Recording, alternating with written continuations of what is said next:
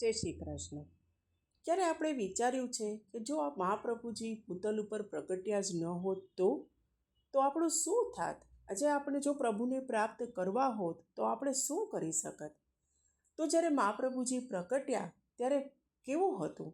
તો કે માયાવાદ હતો, જ્ઞાનવાદ હતો, બ્રહ્મવાદ હતો અને બહુ જ આકરા બધા નિયમો હતા. અને જ્યારે પ્રભુએ આપણને સંસારમાં મોકલ્યા છે તો દરેક મનુષ્યની પોતાના સંસાર પ્રત્યેની લૌકિક જવાબદારીઓ પણ એટલી જ હતી કે એના માટે કોઈ સ્પેશિયલ ટાઈમ દરેક લોકો નહોતા ફાળવી શકતા.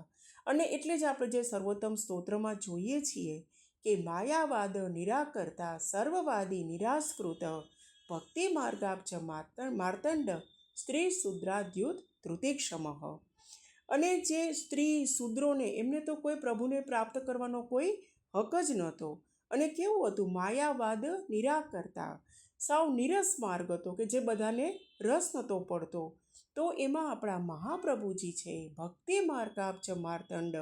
માર્તંડ એટલે કે સૂર્ય, ભક્તિ માર્ગના સૂર્ય બનીને આવ્યા, પ્રકાશ બનીને આવ્યા અને લોકોને નવો રાહ દેખાડ્યો કે તમે શા માટે મૂંઝાવો છો? તમારે પ્રભુને પ્રાપ્ત કરવા છે તો તમારો ગૃહસ્થાશ્રમ પણ સારી રીતે નિભાવો, બધી લૌકિક જવાબદારીઓ પણ નિભાવો અને એ કરતાં કરતાં પણ તમે પ્રભુને પ્રાપ્ત કરી શકો છો અને લૌકિક અને અલૌકિક બંને તમે સાથે સાધ્ય કરી શકો છો. અને પ્રભુ એમાં જ પ્રસન્ન છે અને પ્રભુ એમાં જ રાજી રહે છે. તો એને કઈ રીતે સમજાવ્યું કે તમે જ્યારે ગૃહસ્થાશ્રમ જ્યારે સંભાળો છો તો જો તમે સફાઈ કરો છો તો મનમાં તમે એવો વિચાર કરો, પહેલાં તો તમે પ્રભુને ઘરે પધરાવો અને પછી એવું વિચારો કે મારા પ્રભુ ઘરમાં પધાર્યા છે તો મારા પ્રભુને ગંદુ થોડું ગમશે, તો એના માટે હું ઘરની સફાઈ કરું છું. તો તમે એ બાને ઘરની સફાઈ કરો. જ્યારે સુંદર સજાવટ કરો છો ત્યારે મનમાં એવું વિચારો કે મારા પ્રભુને જો ઘર સજાવેલું હશે તો પ્રભુને એમાં રહેવું કેટલું સારું લાગશે. જ્યારે તમે રસોઈ બનાવો ત્યારે એવું વિચારો કે હું મારા પ્રભુ માટે કંઈક નવી સામગ્રી સિદ્ધ કરું છું, એને સમર્પિત કરું છું.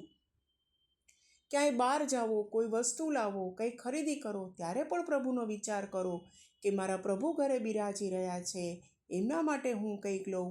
આ રીતે મહાપ્રભુજીએ આપણા સંસારના દરેક કાર્યોમાં, લૌકિક કાર્યોમાં શ્રી પ્રભુને જોડી દીધા અને તેમને કહ્યું કે તમે આ રીતે લૌકિક કાર્યો કરતાં કરતાં, ઘરનું કાર્ય કરતાં કરતાં તમે પ્રભુને પામી શકો. સાથે સાથે પ્રભુનું સ્મરણ કરતા રહો, કામ કરતાં કરતાં પણ પ્રભુને મનમાં રાખો.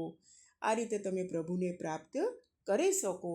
આ એકમાત્ર એવા ભક્તિ માર્ગાબ્જ માર્તંડ એવા સૂર્ય પ્રકટ થયા કે જેને ક્યારેય સંસારને છોડવાની અને સંસારથી ભાગવાની ક્યારેય વાત ન કરી.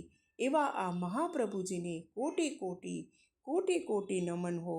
અરે એટલે જ આપણે તો કહીએ છીએ કે જો પે શ્રી વલ્લભ પ્રકટ ન હોતે ભૂતલ ભૂષણ વિષ્ણુ સ્વામી પથ શૃંગાર શાસ્ત્ર સબ રોતે. જય શ્રી કૃષ્ણ. શ્રી વલ્લભાધીશ કી જય.